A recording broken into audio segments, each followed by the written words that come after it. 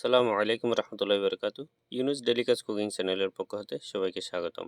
আজকে আমি আপনাদের জন্য নিয়ে আসলাম মাছের মাথা দিয়ে ফুলকপি রান্নার মজাদার রেসিপি। চলুন তাহলে দেখা যাক। ভিডিওটি না টেনে সম্পূর্ণ দেখতে থাকুন। ওয়ালাইকুম রহমতুল্লাহ। আজকে আমি রুই মাছের এই মাথাটা রান্না করব ফুলকপি দিয়ে।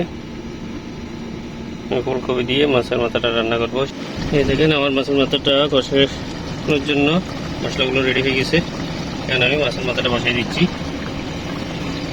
বসিয়ে উলট পালট করে এটার সাথে সবকিছু মশলাগুলো দিয়ে দেবো,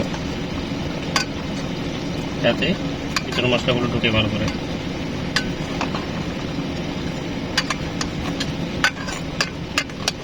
এই যে আমি পেঁয়াজ মরিচ সহ সবগুলো এভাবে দিয়ে দিচ্ছি।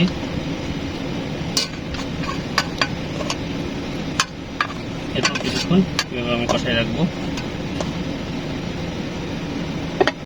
আমার মাছের মাথাটা কতটুকু হয়েছে, মাশাআল্লাহ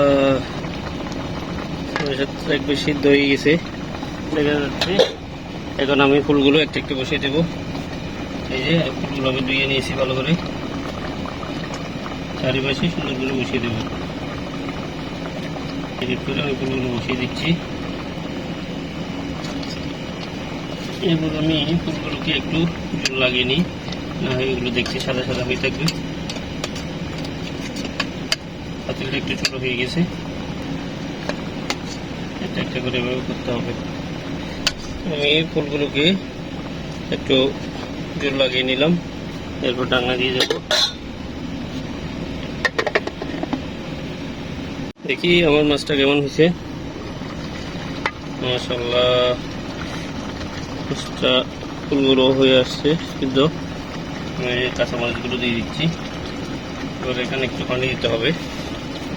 তবে মাছের মাথাটা যেহেতু উপরের দিকে, এটা একটু কাট করে না দিলে নিচেটা হবে না। একটু দেখি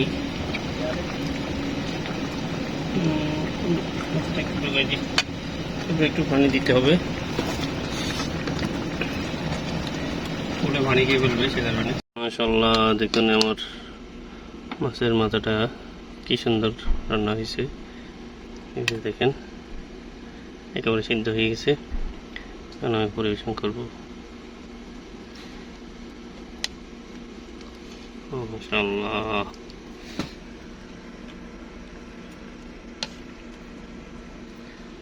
চলুন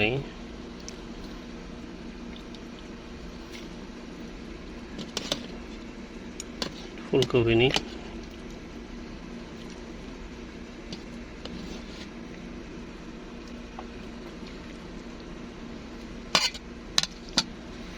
দেখেন কি সুন্দর রান্নাটা হয়েছে।